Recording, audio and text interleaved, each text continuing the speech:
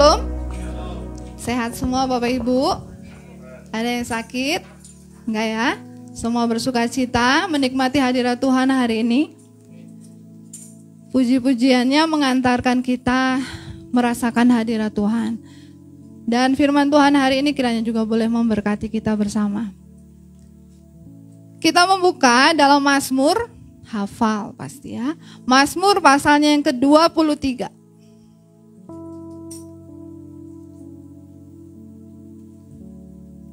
Mazmur pasal yang ke-23, ayat yang pertama sampai dengan ayatnya yang ke-6. Demikian bunyi firman Tuhan. Tuhan, gembalaku yang baik. Tuhan adalah gembalaku, takkan kekurangan aku. Ia membaringkan aku di padang yang berumput hijau. Ia membimbing aku ke air yang tenang. Ia menyegarkan jiwaku. Ia menuntun aku di jalan yang benar oleh karena namanya. Sekalipun aku berjalan dalam lembah kekelaman, aku tidak takut bahaya, sebab Engkau besertaku. Gadamu dan tongkatmu itulah yang menghibur aku. Engkau menyediakan hidangan bagiku di hadapan lawanku. Engkau mengurapi kepalaku dengan minyak, pialaku penuh melimpah. Kebajikan dan kemurahan belaka akan mengikuti aku seumur hidupku, dan aku akan diam dalam rumah Tuhan sepanjang masa. Amin firman Tuhan. Bapak Ibu yang dikasihi oleh Tuhan, sesuai dengan tema dari gereja, yaitu kuasa mesbah keluarga. Bingung ya, kok tentang gembala yang baik tapi mesbah keluarga gitu ya. Tapi Bapak Ibu, saya ingin mengajak kita untuk melihat gini, tokoh gembala. Gembala itu kan kita semua tahu lah ya, gembala kalau dibilang gembala yang baik, sepertinya saya kurang setuju. Tapi kalau dibilang gembala yang terbaik, itulah Tuhan kita. Di luar yang baik ya, di atas yang baik gitu. Udah baik, ada lagi yang baik yang dikerjakan oleh Tuhan dalam kehidupan kita. Bapa yang adalah gembala yang baik itu di sini kita belajar nih dari firman Tuhan hari ini. Dia itu tidak akan kekurangan kita. Dia membaringkan kita, dia membimbing, dia menyegarkan, dia menuntun. Kemudian kita tidak perlu takut bahaya karena dia punya gada dan tongkat. Lalu dia menyediakan hidangan bagi kita, dia mengurapi kepala kita. Kemudian Tuhan juga memberikan kebajikan dan kemurahan. Semuanya itu Tuhan anugerahkan buat Bapak, Ibu, dan saya. Tidak terkecuali, gak hanya buat Pak Gembala, enggak. Buat semua kita ini berlaku. Sebagai gembala yang terbaik, ini berlaku bagi kita semua, tidak terkecuali. Jadi kita udah membayangkan ya bagaimana Tuhan itu mengasihi kita secara total. Ya, secara total, secara luar biasa, gak melihat siapapun kita, dia mengasihi kita dan akan memberikan semua yang dijanjikan dalam Mazmur pasal yang ke-23 ini bagi semua orang percaya. Jadi kita tidak perlu meragukan kebaikan Tuhan. Nah sekarang mari kita beralih ke dombanya. Dombanya itu siapa? Bapak, Ibu, dan saya. Ada gembala, ada dombanya. Dan kita inilah domba-domba yang sudah percaya kepada Bapa yang baik itu. Bapak Ibu, kalau kita lihat ya, kalau kita dengar cerita ini, ingat gak waktu kita sekolah minggu dulu, kalau ada cerita gembala yang baik itu kan, kita lihat tuh ada seorang bapak gendong domba yang kecil di sininya gitu ya, kayaknya lucu banget, gemes gitu ya. Lihat dombanya ini lucu gitu ya, kayaknya gemes banget gitu ya, digendong-gendong gitu ya. Padahal gak segemes itu Bapak Ibu, bahkan gak sekeren itu ternyata. Ternyata Bapak Ibu tahukah, Bapak Ibu dan saya, bahwa ternyata domba itu adalah binatang yang gak punya alat serang. Gak punya dia, lebah. Ingat ya, waktu kita, apa sih ini, 17-an. Ya kan, lebah itu kan kecil ya, walaupun dia berkerumun nih, kita semua bisa lari gara-gara itu lebah sarangnya jatuh, langsung pestanya bubar. Mau 17-an gak jadi di sana, pindah ke gereja.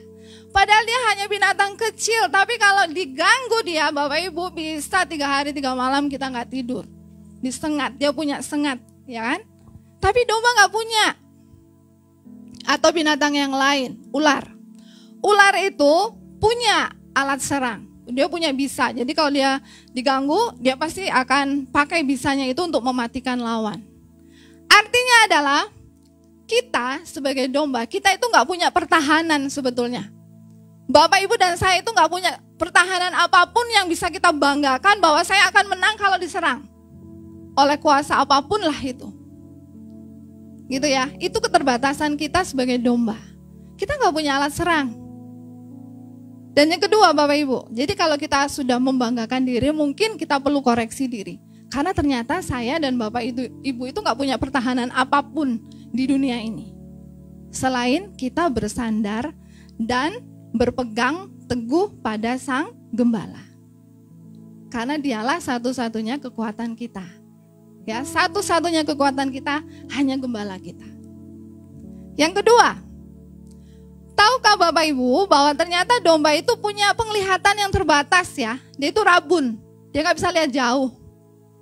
Ini diumpamakan seperti kita, seperti Bapak Ibu dan saya.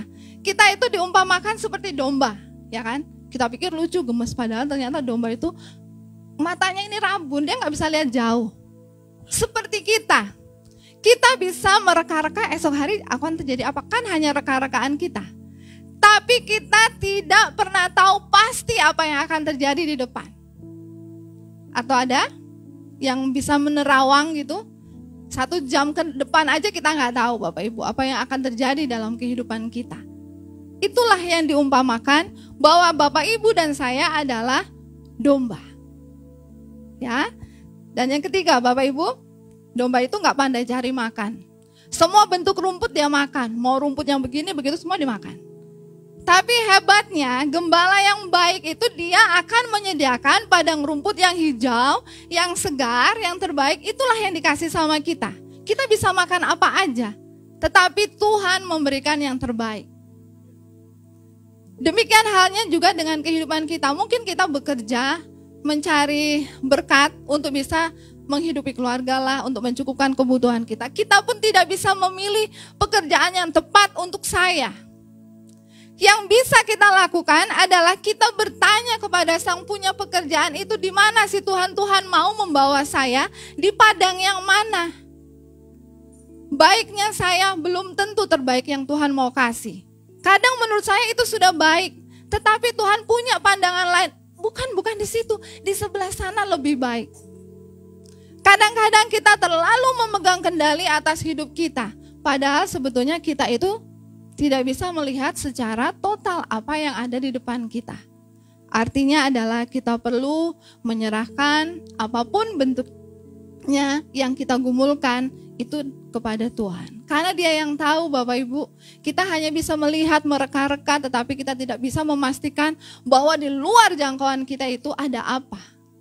Tapi Tuhan punya. Lalu, Bapak Ibu, domba itu mudah tersesat. Makanya dia itu harus dekat dengan gembalanya. Satu kelebihan domba itu dia itu bisa mengenali suara si gembalanya. Tapi dia tidak bisa terlalu jauh. Kalau terlalu jauh dia pasti akan tersesat. Dia punya pendengaran yang tajam untuk mengenali bahwa itu adalah gembalanya. Begitu juga dengan Bapak Ibu. Sebetulnya Tuhan sudah anugerahkan melalui firman Tuhan. Ya kan? Tuhan sudah memberikan panduan nih sama kita. Buku kehidupan ini di sini nih, cara hidup ini semuanya ada. Ya kan? Nah Bapak Ibu, kita itu mudah tersesat.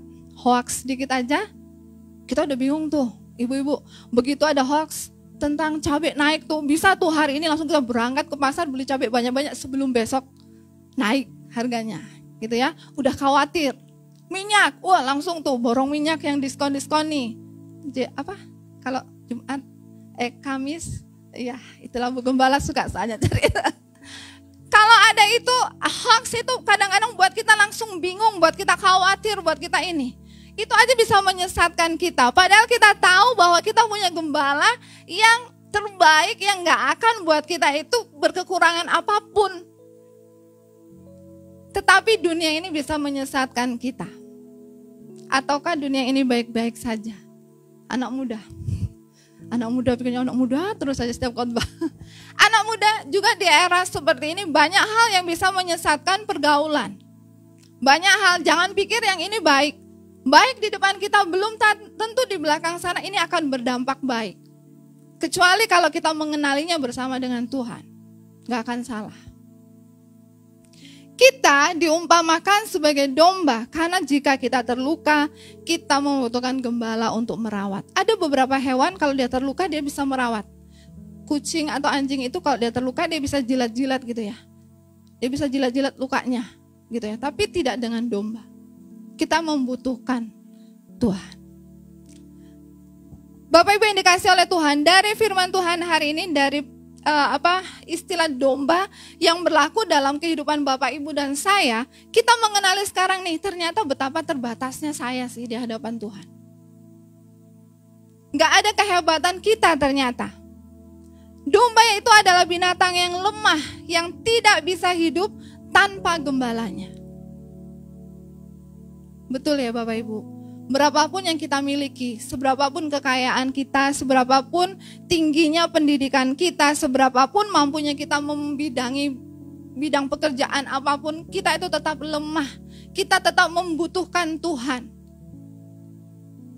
Jadi kalau kita masih bermegah dengan apa yang kita miliki, bermegah dengan apa yang menjadi kebanggaan kita saat ini, ingatlah kita ini hanya domba di hadapan Tuhan. Kita membutuhkan Tuhan. Tidak ada satupun yang pasti di dunia ini selain kepastian di dalam Tuhan. Kalau kita bertanya, kalau berkaitan dengan kuasa mezbah Tuhan, sekarang kita tahu nih, hubungan antara kita yang adalah domba yang lemah ini, bagaimana caranya saya dan Bapak Ibu bisa menikmati kebaikan Tuhan, bisa mendapatkan pertolongan Tuhan. Ternyata intinya hanya kita dekat sama Tuhan, bangun mezbah itu. Bangun mezbah doa itu di hadapan Tuhan. Saya tidak tahu Bapak Ibu, masing-masing kita itu punya kehidupan doa atau kehidupan mezbah keluarga itu menyala, redup atau mati sama sekali. Coba kita introspeksi diri ya di hadapan Tuhan. Seberapa lama Bapak Ibu menikah dan sudah seberapa menyalanya api mezbah itu, api doa itu, api persekutuan kita dengan Tuhan itu betul-betul terus menyala. Kita jaga tetap menyala dalam kehidupan kita. Ataukah kita membiarkan dia redup? Sebentar kita bikin ibadah, sebentar kita doa bersama, besok lupa, besok sibuk, enggak lagi, minggu depannya lagi, baru kita doa lagi, lalu enggak lagi. Itu namanya redup. Atau justru mati sama sekali. Enggak terbangun mezbah itu dalam kehidupan keluarga. Saya umpamakan seperti ini. Mungkin ini hanya di keluarga saya. Saya di rumah itu punya satu kotak, Bapak Ibu, kotak kardus yang isinya itu kantong belanjaan. Kita kan sekarang butuh ya kantong belanjaan itu kemana-mana. Jadi kalau habis belanja itu saya lipat lalu saya taruh, susun tuh rapi. Enak kan lihatnya ya, banyak pun itu jadi kesusun rapi. Tapi kadang-kadang anak-anak itu kalau mau ambil, kan itu ukurannya beda-beda ya. Kadang dia ambil ternyata ukurannya kegedean, dimasukin lagi ke dalam, diambil lagi, membongkar gitu, akhirnya berjatuhan gitu kan. Saya lihat, nanti saya bilang gini nih sama mereka, ayo siapa tadi yang ngambil tuh, gak dirapiin. Tapi saya gak ngerapiin, maksud saya supaya anak-anak terlatih untuk bertanggung jawab nih ngerapiin. Lalu jawablah si adik, enggak gitu kan. Kakak juga enggak kok Bun, udah punya kakak udah. Datang abangnya, abang mah enggak, abang gak pegang-pegang itu dari tadi abang di kamar. Gak ada. Nggak mungkin saya tuduh bapaknya. Jadi ya udah saya biarin aja situ berantakan. Saya bilang, besoknya lagi. Akhirnya mereka habis dari sekolah kan ada tas makan itu juga ditaruh aja di situ. Udah berantakan, makin berantakan. Terus saya juga nih mau ke Indomaret cepet-cepet juga saya tarik aja kan udah berantakan, ya udah biarin berantakan sekalian. Gitu ya. Jadi itu berambur gitu. Biarin aja. Jadi terbiasa mata saya untuk melihat yang berantakan itu. Gak lagi marah seperti awal-awal habis saya rapiin, susun gitu ya, diberantakin sedikit marah. Tapi karena sudah berantakan, ya udah sih gitu. Bapak Ibu, sama nggak itu sebetulnya dengan kehidupan kita? Kita masing-masing tahu bahwa mesbah keluarga itu harus tetap menyala. Mesbah doa dalam masing-masing hidup kita itu memang harus terus menyala. Bapak Ibu dan saya sadar akan hal itu. Tapi ada kalanya kita jatuhnya terbiasa kompromi. Ya udah sih, udah capek, Tuhan juga paham. Ya udah sih, kalau saya tanya nih, ada anak sekolah minggu yang saya tanya. Jadi di rumah doa enggak sama papa mama? Atuh mah sibuk katanya. Aku mah sibuk katanya. Enggak tempat, enggak sempat. Atau ada yang bilang, papa itu pulangnya malam bu. Jadi nggak bisa, mama itu biasalah nonton drakor, jadi nggak sempet doanya, ya kan? Lalu lagi si anak bilang, papa sama mama itu pulangnya malam bu, jadi ya udah kita doa masing-masing, gitu. Lalu gitu ya. Lalu banyak alasan, akhirnya apa? Seperti anak-anak saya tadi saling menuduh si A, si bapak yang nggak sempat, si ibu yang nggak sempet. Si kakak sibuk ngerjain tugas, pulangnya malam. Lalu kapan nih Bapak Ibu dan saya mesbah ini menyala? Kalau kita saling nunggu si A, si B, si C nggak menyala-nyala. Yang ada kita akan terbiasa dengan kehidupan yang udah padam, nggak ada kehidupan doa. Kalau ditanya sama tetangga, mungkin mereka lebih banyak mendengar kita ngomelin anak kita daripada kita saat menyembah Tuhan, nyanyi. Mana yang lebih didengar banyak? Mana yang lebih banyak didengar? Ngomel aja ya, pagi-pagi tuh ya, dari ujung ke ujung itu pasti mama-mama itu kan, cepat udah jam segini, lama banget, gitu. Ya, ada lagi yang di rumah saya itu bilang, motornya itu jangan lupa dipanasin, jangan langsung ini. Ada yang ngomel. Coba kalau itu diganti dengan pujian penyembahannya, saya rasa itu merdu. Haleluya kan?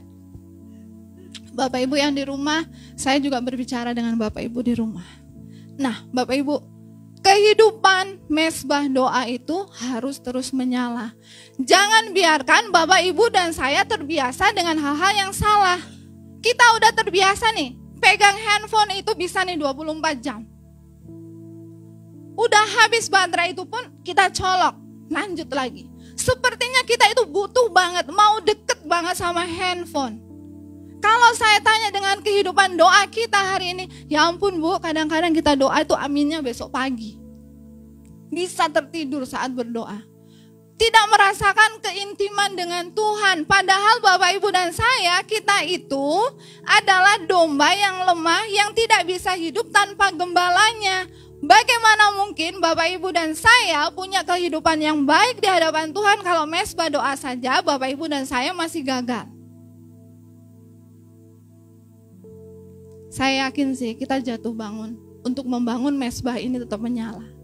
Kesibukan bisa menjadi alasan. Kelelahan kita bisa menjadi alasan. Lalu anak-anak muda sering menuntut orang tua untuk menjadi imam di rumah. Kalau memang papa mama nggak sempat nih, kalian yang mulai. Udah, jangan saling tunggu. Mulai dari diri kita. Jangan menunggu. Kalau memang belum papanya punya kesempatan itu, kalian yang mulai. Bangun mesbah itu. Emang Tuhan lihat siapa yang berdoa? Enggak, Tuhan lihat kesungguhan hati siapa yang mau membangun mesbah itu tetap menyala. Mulailah dari pribadi kita. Jangan menuntut kepada pasangan, menuntut kepada si A, si B, anak. Sehingga apa? Mesbah itu tidak menyala. Padahal Bapak Ibu dan saya tahu ya, kita membutuhkan Tuhan nih. Kita butuh. Kita nggak bisa hidup sendiri dengan semua keterbatasan yang saya sebutkan tadi. Kita yang adalah domba dengan segala banyak keterbatasan, bahwa bahkan kita itu nggak punya alat serang untuk bertahan. Terus kita masih memegahkan diri kita tanpa doa, itu konyol namanya. Bapak Ibu, bangunlah mesbah keluarga. Saya tidak tahu sih sudah berapa lama kita meninggalkan ini, nggak membangun mesbah doa ini, atau pribadi kita dengan Tuhan, kita perlu bertobat untuk hal ini. Karena kita membutuhkan Tuhan. Bapak, Ibu, dan saya membutuhkan Tuhan. Tidak ada satupun dari kita yang bisa berhasil tanpa bantuan Tuhan. Pekerjaanmu mungkin sekarang berhasil, belum tentu sekian tahun ke depan. Tapi bersama dengan Tuhan, Tuhan akan terus membuat engkau naik, tidak pernah turun. Bangun mesbah keluarga. Itu penting Bapak Ibu. Bapak Ibu dan saya terbatas. Kalau Bapak Ibu tanya dengan saya juga sedang berjuang untuk hal ini. Kadang-kadang Daryl yang harus ambil alih untuk bisa membimbing adik-adiknya untuk doa malam. Tapi bangunlah Bapak Ibu, jangan saling tunggu. Mulailah dari diri kita. Kalau belum ayahnya, belum ibunya, udah anak-anak ambil waktu. Kalau dengan handphone kalian bisa menikmati keintiman, apalagi kalian membutuhkan Tuhan yang lebih dari handphone. Handphone bisa rusak, tapi hubungan dengan Tuhan jangan sampai rusak hanya gara-gara kita hidup dengan keterikatan duniawi. Gitu ya, anak-anak muda masih panjang banyak perjuangan di dunia ini di mana kalian membutuhkan Tuhan. Teman-teman yang tamborin, Tuhan kasih banyak karunia, tapi kehidupan mesbah dalam doa itu penting dalam tim tamborin. Supaya waktu menari gak hanya menari, tetapi semua kita merasakan hadirat Tuhan. Itu PR. Semua teman-teman tim musik di sini juga penting untuk membangun tim doanya. Sehingga ketika kita melayani Tuhan, semua kita merasakan hadirat Tuhan. Karena hidup kita apa? Dekat sama Tuhan. Kalau kita hidup jauh dari Tuhan, kita gak merasakan apa-apa Bapak Ibu. Kalau kita menjauh dari gereja ini hanya karena kita melihat kesalahan si A, si B, si C, yakinlah kita gak akan bertumbuh Bapak Ibu. Karena kita yang mau kita dekatkan itu siapa? Kita mau dekat sama Tuhan, bukan sama manusia. Manusia mengecewakan Bapak Ibu, tapi Tuhan tidak. Dan ingatlah, Tuhan akan membaringkan kita di padang rumput yang hijau. Dia akan membimbing kita ke air yang tenang. Dia akan menyegarkan jiwamu yang letih, lesu, dahaga, berbeban berat. Tuhan akan menyegarkan. Tuhan akan berjalan di depanmu untuk melewati lembah kekelaman. Gada dan tongkat Tuhan akan menyertai kehidupan kita. Tuhan menyediakan bagimu apapun yang engkau perlukan. Kebajikan, kemurahan Tuhan akan mengikuti kita sepanjang umur hidup kita kalau kita hidup dekat dengan Tuhan. Mari bersama-sama kita belajar membangun mesbah Tuhan. Amin firman Tuhan.